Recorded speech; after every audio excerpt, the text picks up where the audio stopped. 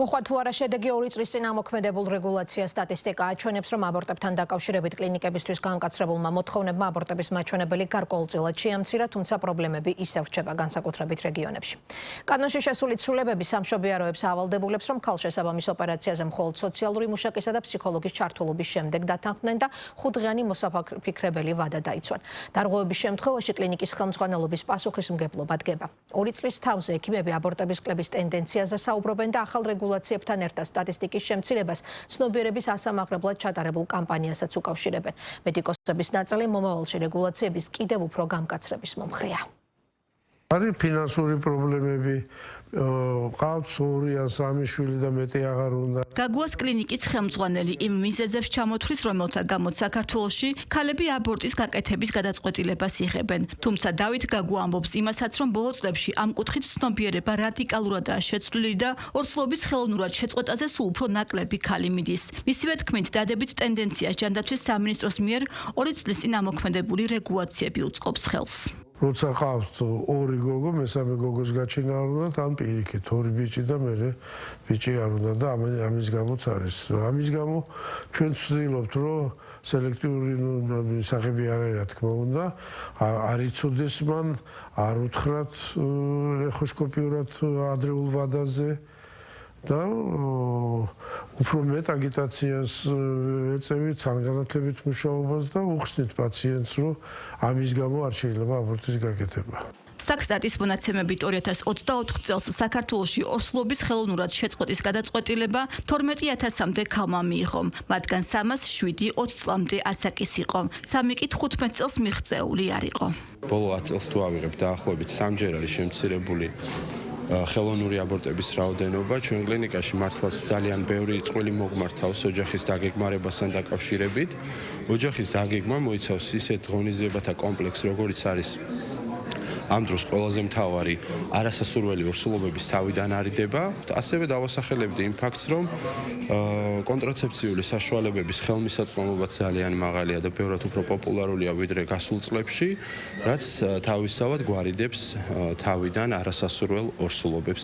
სტატისტიკის თანახმად ბოლო წლებში აბორტების მაჩვენებელი ყოველწლიურად იკლებს. 2022 წელს აბორტი 16600-მა ქალმა გაიკეთა, 2023 წელს 14900-მა, 2024 წელს კი ორსულობის ხელოვნური შეწყვეტის გადაწყვეტილება კიდევ უფრო ნაკლებმა 11800-მა ქალმა მიიღო. მიან გინეკოლოგები დადებითი ტენდენციის მიზეზად რამდენიმე ფაქტორს ასახელებენ. მათი თქმით, ცნობიერების ამაღლების გარდა გარკვეული როლი შეასრულა რეგულაციებმა, რომლებიც ჯანდაცვის სამინისტრომ ზუსტად 2 წლის წინ ამოქმედა.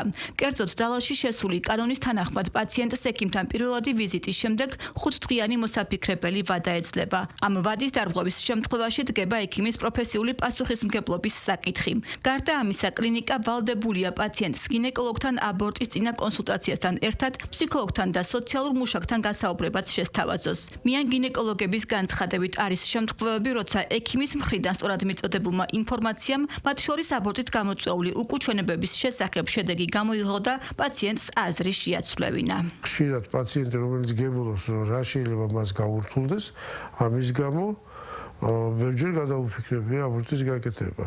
სხვათა შორის ძალიან ისეთი ის არის დედათა სიკვდილობაში აბორტის გართულებებით გამოწვეული სიკვდილობა მაღალი პროცენტია. მიან გინეკოლოგთა ასოციაციის პრეზიდენტის თქმით, არაერთი ქალი ორსულობას მედიკამენტოზურად სახლის პირობებში წყვეტს. ეს კი როგორც თენგის ასათიანი ამბობს, შეიძლება ოფიციალურ სტატისტიკაში არ აისახოს და ორსულობის ხელოვნურად შეწყვეტის რეალური მაჩვენებელი უფრო მეტი იყოს. ლაპარაკი ამაზე იყო, რომ მხოლოდ რეცეპტით უნდა იყო, მაგრამ როგორც პრაქტიკა აჩვენებს, ეს არ ხდება. ჯანდაცვის სისტემა მაგას ვერ უზრუნველყოფს, რომ მედიკამენტები იყოს მკაცრი რეცეპტით და არ გაიცემოდეს სურვილის მიხედვით. ამ წლების განმავლობაში, რა ვიცი, ბევრი გაკეთდა იმ თვალსაზრისით, რომ ექიმებისთვის გამოშვებულია გაიდლაინები და პროტოკოლები, სწავლება მიდის ექიმების, რა ვიცი, ქალებსაც ვცდილობთ, რომ მათი განათლებაც გაიზარდოს, მაგრამ ალბათ ეს საკმარისი არ არის. ბოლო მონაცემებით საქართველოში აბორტების კოეფიციენტი სამიზნე მაჩვენებელს ჯერ კიდევ აღემატება.